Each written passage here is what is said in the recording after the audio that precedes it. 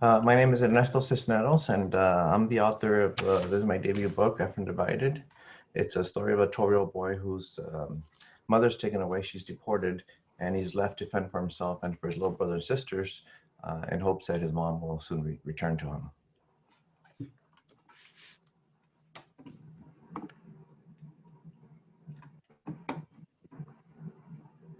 Maybe you could read a short section, and then after that we can either have you talk more about the book or take questions from the audience. Sure. There's actually a little section that it's one of my favorite sections. And this little section speaks a little bit about when the mom is deported. Efren Nama, he takes it upon himself to kind of fill in the mom's roles. As a teacher, I've always seen that I have a lot of students who, even back when I used to teach fifth grade, the fifth graders would run over to the school, to the first grade in the kindergarten section, and they would go pick up their little siblings, and they would be pretty much the parent figure most of the day. And so that's kind of where this scene comes in. Saturday mornings had always been special for Efren. It was a day he could sleep in just a tiny bit longer. A day he could expect a steaming bowl of arroz con leche and a freshly baked bolillo loaf waiting for him when he awoke.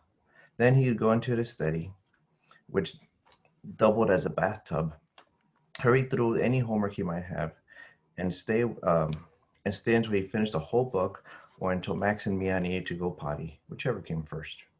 However, this entire weekend went differently. With Papa working overtime, every single moment was spent making sure that Max and Mia stayed busy enough that they wouldn't have time to miss Ama. It was something that required a lot from Efren. A lot of horsey rides around the apartment. A lot of time pushing the twins back and forth on the swing sets.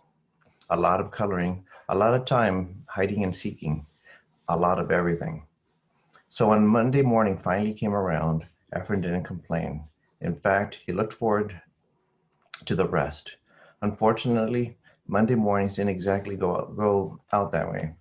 Max was having a rough time, making the simple job of getting him dressed much more difficult.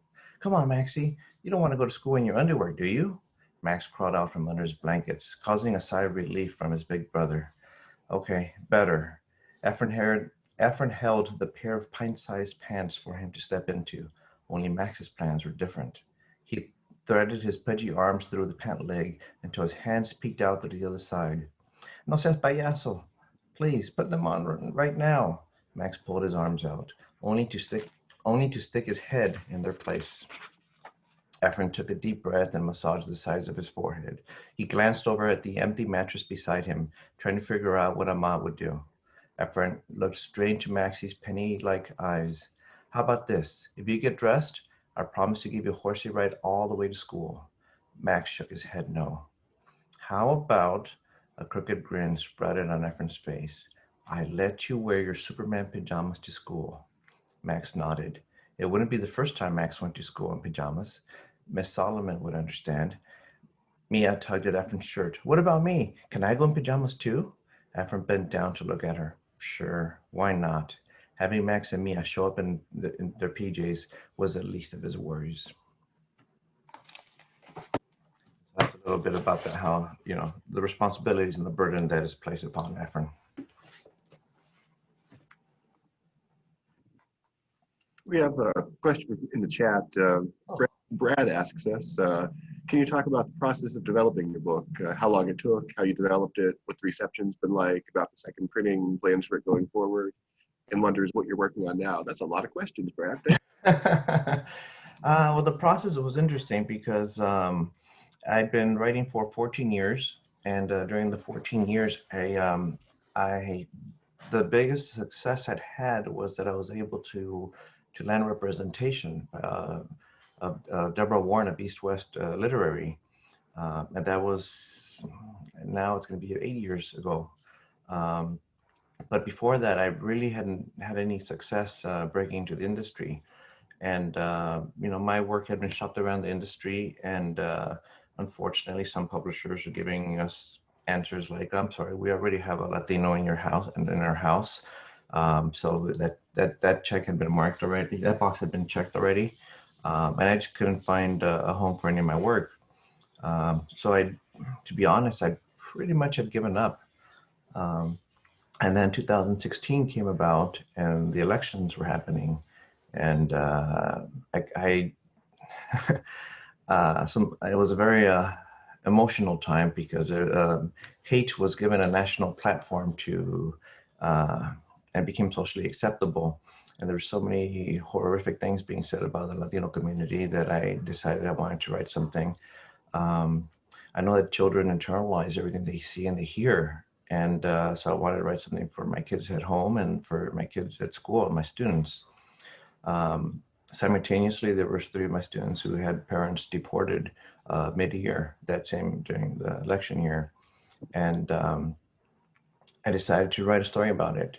So I wrote during my nutritions, my lunch, and after school before I had to pick up my kids. And 6 months later, Efren Divided had been completed. I shared it with my kids, and they thought that it needed to be published. So I called my agent, and I'm like, well, I wrote the story. I was only gonna like print it out and share it with my kids, but they seem to really be connecting to it. So I don't know. Here you go. Take a look at it. Immediately, my agent started pitching it, and 2 weeks later, we had an offer from the second largest publisher in the world. Um, so that's a little bit about how that happened. So it's one of those, overnight successes that takes 14 years to occur. Um, so I think that's the first question, right? I believe it is, yeah. Um, Tell us more uh, about what the reception has been like to the book. It seems like it's very timely and like it's gotten a big response from people. yes, definitely. The reason this speaks to, I grew up with what I like to call a sense of disentitlement because I never thought that, when people said you could be a lawyer, you could be a doctor, I never thought that they were referring to me. I thought that was for everybody else. That was something that was afforded to people who were really studious and who came from, better socioeconomic areas.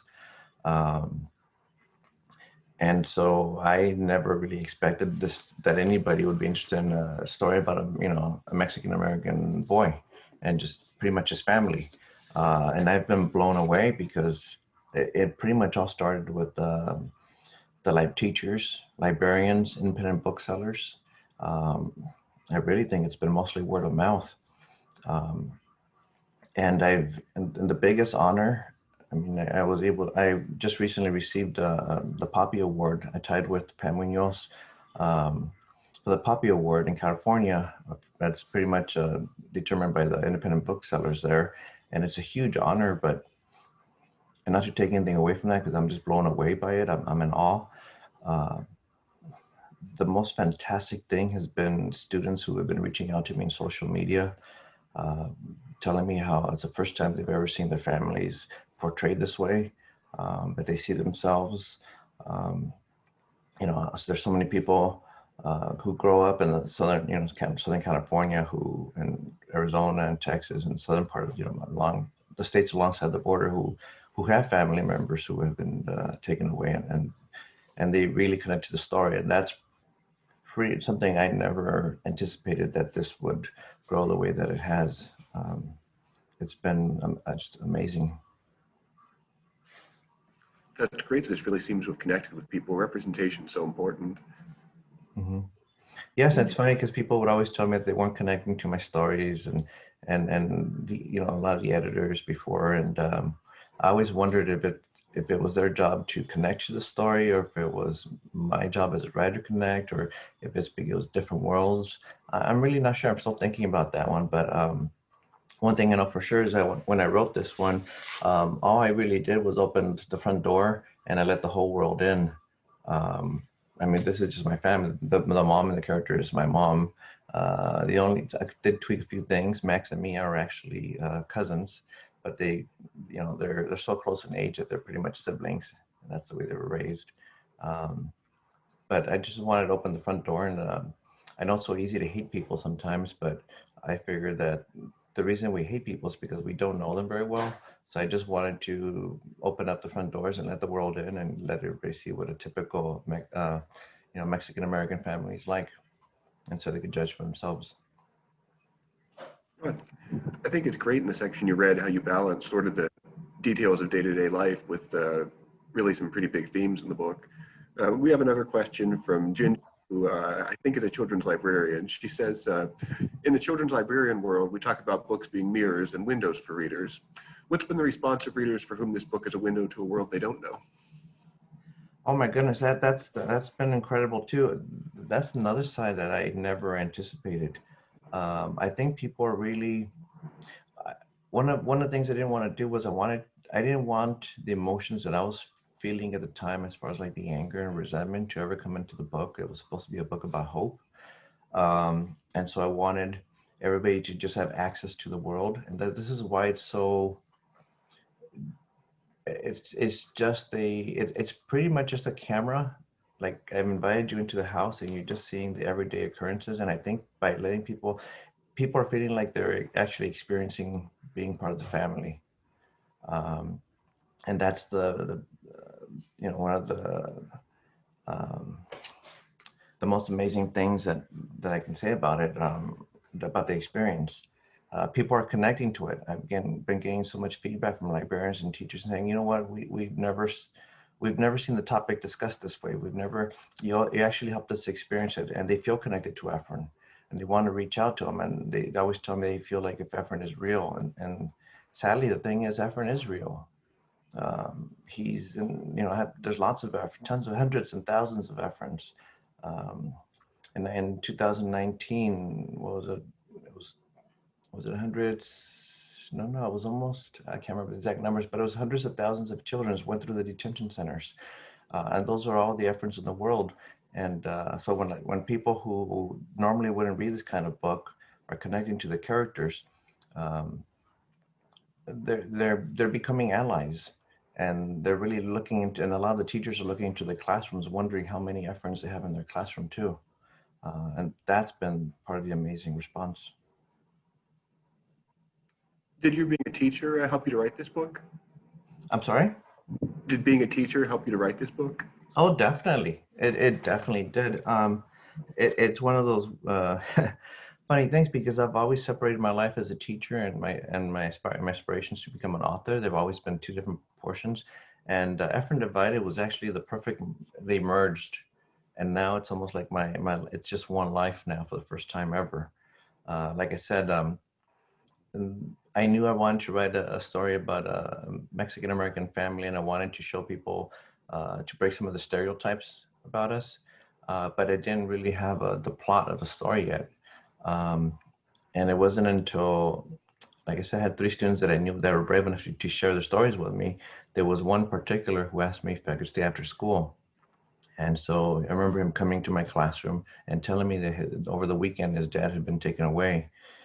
And I didn't have a response for him. And that's kind of what Efren kind of was. It was my response to kids like him. So yes, and when I wrote chapters, I would share them with my students, and my students, who I spent so many hours teaching them how to edit their work and peer editing each other's work. They began editing mine, and there was nights when I was exhausted. This became a second full-time job. And my students would, every Monday, they'd ask me how many pages I wrote that weekend. And they were looking forward to seeing the pages. And so they kept me going. And like I said, I had pretty much given up on wanting to be an author, but I knew my students were watching. I knew my kids at home were watching. And I was not about to demonstrate, to model giving up and not going after your dreams. So that was what kept me going. Knowing that they were watching.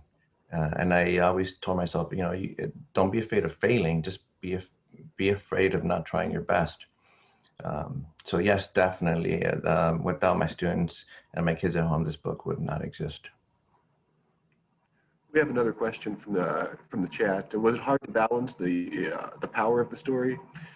Did you try to counterbalance with humor, or was that not a concern? Oh, definitely, because if I never wanted the story to become a trigger for anybody. I mean, if you're going to trigger somebody's emotions and get a reaction from people, you never want to not offer them anything. Part of it is I want those kids, the people who might be going through this, I want them to feel that they're not alone, and there are allies, you know, in the world. There are people they can turn to. So that's a big point here. Another thing was the humor. Yes, it's there's lots of moments that, for example, the character David and Maxie and Mia, and there's a lot of humor throughout, and that was essential. Um, and plus, it's also been stylistically the way that something I've always enjoyed. I remember watching when I was a kid. My mom used to come home about 2 in the morning from work, and it wasn't a very safe neighborhood, so I always used to stay up and I'd wait for her because I wanted to go run over there, make sure she got into the house safely. I didn't want anything happening to her. And this would be done on, I would do this on school days, and my mom would get mad at me and she'd yell at me and tell me, "You can't be waiting up for me." But you know, I was a macetón and I refused to go to bed until I knew she was coming home. And so I'd stay up and you know, really, really late, and I would watch MASH, the TV show. And I would remember how that show was so unbelievably dramatic, but it was so unbelievably funny and hilarious at the same time. And I just found that there was a perfect blend. You know, you couldn't have the humor without the drama. You couldn't have the drama without the humor. And they kind of just, they were dependent on each other. So even as a kid, I loved that show so much, and I wanted to incorporate that a little bit into my writing as well. Shifting gears a little bit, we have another question in the chat. Darlene ask you to remind us what grades you teach, and wonders whether they're ESL students or quote unquote regular classroom students. I teach at a fundamental school. I'm a middle school teacher, 8th grade. I also teach 6th grade. We're a Title I school, so it's mostly a Latino population there. And so, yeah, it's a Title I school. I mean, like 100% Title I school. And so it's funny because guess what school made it into the book that I write about. There's actual teachers from the school inside of this book. You know, of course it's, you know, names, and it's not based on them, but they are, there's a lot of names, and there's lots of little Easter eggs for my students to read. So I always warn my students to be careful what they say or they do, because they could end up in one of my books. And that happens throughout. I'll be, you know, supervising the classroom, and somebody will say something, and I'm like, "Oh my goodness, I love that!" So I'll run over to my desk and I'll write it down. But yes, I teach language arts in 8th grade in Santa Ana. And the beautiful thing about that is that the school is located on the parking lot where I learned how to drive, where I learned how to ride my bike, where we used to, you know, hang out with my friends and play. So I feel like I just never left. So I consider my school my second home. This is just such a personal story for you, and it really comes through in the reading. Another question from Brad. Do you have any thoughts of continuing the story? Oh, people have asked me that before. The answer to that is yes. I do want to write a second portion to this, or the continuation, but I feel like I need to wait because it's no longer in my hands. So for anybody who reads Efren Divided, I mean, you'll know by the ending, it's a call to action also. And it's really up to everybody out there, especially during these elections, the upcoming election, to decide what happens with Efren, because sadly, Efren's in a point in his life where things could get better or things could get a lot worse for him. I have a student who 4 days ago, he reached out to me on social media, and this was a former student of mine who he was like, actually, just exactly, his dad was a lieutenant in Mexico, and the cartel wanted him to pull some favors, and he said no, and his family was put at risk, and so he left the country, came over to the U.S. and was washing dishes. The reason I'm sharing that with you is because the student contacted me, and this boy was in my honors classes despite only having been in the U.S. for 2 years. He just graduated from the university. He's one of through the Dream Act, and right now he cannot work. And so you have this child who um, didn't have very many opportunities, and he made the most of his opportunities. And he can't work because he doesn't have a social security number. And it just breaks my heart. And this is why when I say that it's up to the world to determine how the book goes, it really is. I need to see how society's going to react to children like Efren, and are we going to finally open our doors and help them and let them partake in the American dream, or are we going to just turn our backs to them? So I guess that's how the book's going to be determined as to what we do as a community. For somebody who doesn't know people in situations like Efren's, who's removed from that world, what would you say to encourage them to read the book? I would say, I like I said, the book it stands alone from politics. It's not if you if you've never had if you've never had the opportunity to really engage with a Mexican family, Mexican American family, and you'd like to see what a family like this is like, I invite you to look at the book, and pretty much it's like me saying, giving you an invitation. For example, my family and I, we always get together on Sundays for carne asada, and it's just a family tradition. And my mom makes her the best rice, and then some guacamole with some kind of special something about it that and nobody else can do as well as her. And it's basically an invitation to come on over on Sunday and hang out with us, and that's what the book is. Um, and just to kind of I think we should all be reading books that are window books for us. Um, I, we grow that way, um, and so if you want to see what a typical Mexican American family is like, this would be it. And I mean, this is one example of a positive family. We're not all the things that a certain person was saying that we were. We're not. And I don't want to repeat those things, but you guys know what I'm talking about. Another question from the chat. What kind of things did you like to read as a kid? Are there any books that had a especially big impact on you?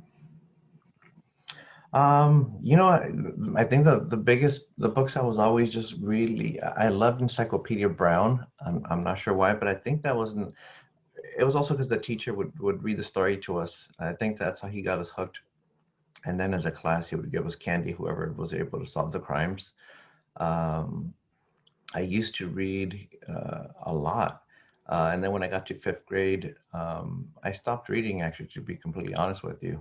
Not because I suddenly gave up on it, but in my school, in elementary school where I was at, that we were separated. You had the EL students, and then you had the honor students.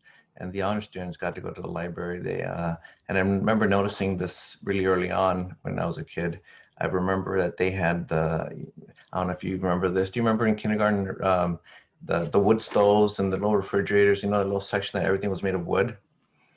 And I remember that I was never allowed. I never was allowed to play with that stuff. I remember the other classrooms having two Apple computers. Um, and I remember always looking over and thinking, oh, I want to see those things too. So I just was never really encouraged to read anymore. And it's kind of sad because I actually really loved reading books. And periodically, I did whenever I'd come across a book. I remember The Witch, the Lion, and the Wardrobe. I remember reading that one like 4 times.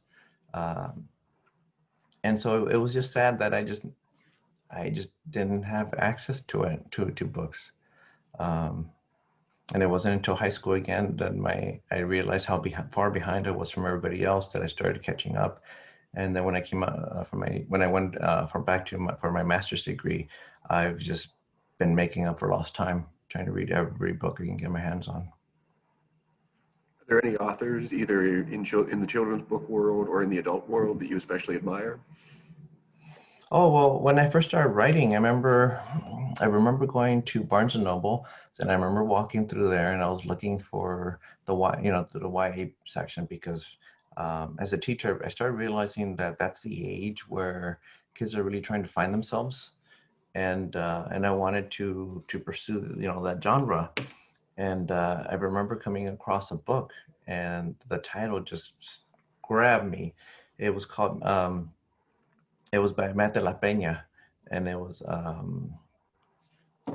we were his favorite. My favorite book of his is We Were Here, but it was oh geez, now I'm drawing a blank on the title.